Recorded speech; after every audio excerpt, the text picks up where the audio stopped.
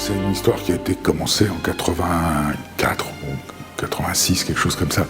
1984 ou 86, c'est il y a très longtemps. Vous savez que c'est un projet qui a duré très longtemps. Tous les projets durent longtemps, mais celui-ci, il a duré 2 fois plus que les autres. Mais c'est un projet très complexe. Alors je me souviens du jour où j'ai rencontré Rav Asimov, Monsieur Usan et Monsieur Touboul, et Monsieur Mergui aussi qui était là. C'était rue des Solitaires, il y a très longtemps. Ils n'avaient pas encore choisi l'architecte, il y avait plusieurs architectes qui avaient été proposés par la ville. Et je me souviens d'une discussion où on m'a dit, bah, écoutez, il faut nous faire une école. Mais une école, une école. Une école, c'est 10 classes, des locaux communs. Bon.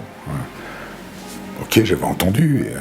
Et puis on m'a donné les plans d'un terrain sur lequel il y avait de la place, mais je ne l'ai vu qu'après. Bon, et puis, c'était une discussion un peu à bâton rompu, et je me souviens très bien du regard de Moulet, qui a eu un regard assez insistant, mais en même temps tout à fait bienveillant. C'est-à-dire, c'est comme s'il allait chercher derrière moi, ou au fond de moi, la matière, à ce qui est devenu, en fait, après, puisqu'ils m'ont choisi, à ce qui est devenu un compagnonnage de plusieurs années, sur des sujets qui nous tenaient à tous beaucoup, qui nous tenaient beaucoup à cœur. Cette école, pour moi, c'est le plus gros projet construit que j'ai jamais fait.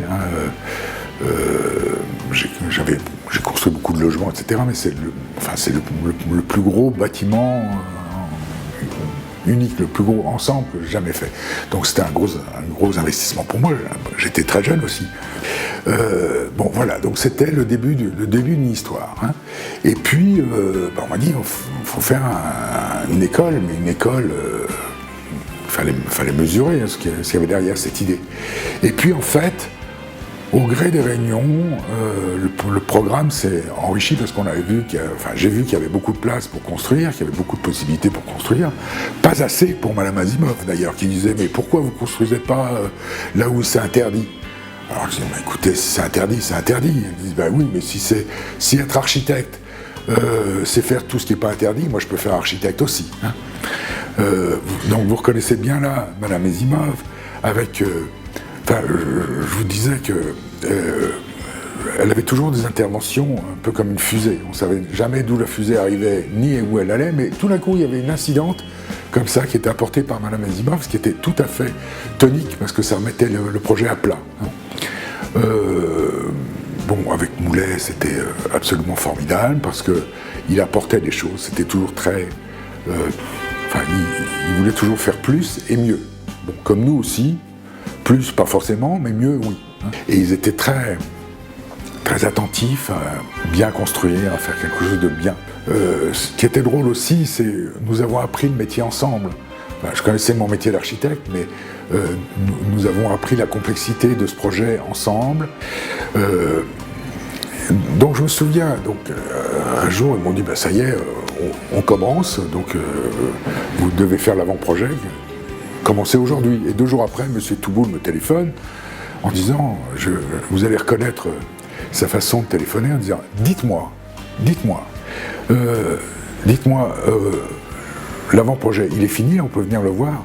Bon, alors, vous comprenez que c'était 15 000 m² en jeu. À l'époque, il n'y avait peut-être pas encore 15 000, on était peut-être dans les premiers éléments sur un peu moins de mètres carrés ou un programme un peu plus simple, etc. Mais en tout cas, on n'a pas un bouton sur lequel on appuie et il y a 10 000 m² qui sortent, quoi.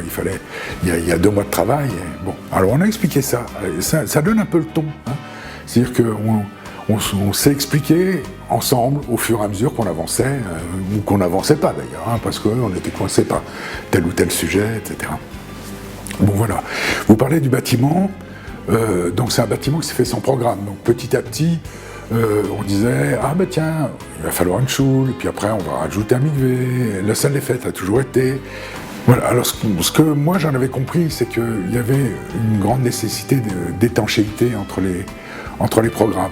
C'est-à-dire qu'il ne fallait pas que les enfants de l'école maternelle puissent se mélanger avec les gens du lycée parce qu'on les perd. Et d'ailleurs, Madame Asimov avait dit bon, écoutez, vous pensez qu'ils trouveront pas, mais les enfants, ils trouvent toujours. Hein. Donc s'il y a un ascenseur, il faut faire attention à ce que les enfants n'y aient pas accès, parce qu'on peut se retrouver dans un autre étage. Bon, mais pourtant, l'ascenseur était une nécessité réglementaire, mais une nécessité d'usage aussi. Vous avez dû vous servir de cet ascenseur. Donc voilà, l'idée c'était de gérer, en fait, ce que j'en ai compris, c'est de gérer plusieurs adresses pour un même bâtiment qui ait plusieurs adresses. Et vous voyez, il y a plusieurs adresses. Il y a une adresse rue Petit pour l'entrée du GAN. Il y a une adresse juste après pour l'entrée de la salle des fêtes, qui est tout à fait autonome. Il y a une toute petite entrée qu'on ne voit jamais pour l'entrée aux cuisines, qui est une entrée privée pour le personnel des cuisines. Il y a la grande entrée collège-lycée. Ensuite, il y a l'entrée de la Choule et du MIV. Ensuite, il y a l'entrée de la crèche. Hein. Puis bon, d'autre part, il y a la voie d'accès livraison qui permettait au minibus d'avoir accès à l'ensemble. Donc on a repris cette idée d'adresse pour qu'on puisse ouvrir une porte pour que la Choule soit ouverte au Chados, par exemple, hein, ce qui n'est pas le cas de l'école, ou bien que les mamans de l'école maternelle ne soient pas encombrées par les jeunes filles du lycée, etc. Bon, voilà, première chose. Deuxième chose, on a travaillé beaucoup sur la lumière. Hein. L'idée, c'était, une école, c'est quand même le lieu de la lumière, et regrouper la communauté des utilisateurs et des élèves autour de la lumière, ça nous semblait important. Et aussi que la lumière puisse être restituée à la ville. C'est l'idée de la petite bibliothèque qui est suspendue, là, qui est éclairée le soir, qui fait comme un réverbère, comme ça, un gros réverbère urbain, très gros, hein, qui fait un gros cube comme ça, mais lumineux, qui diffuse, hein, qui montre que la lumière vient de là aussi. Hein.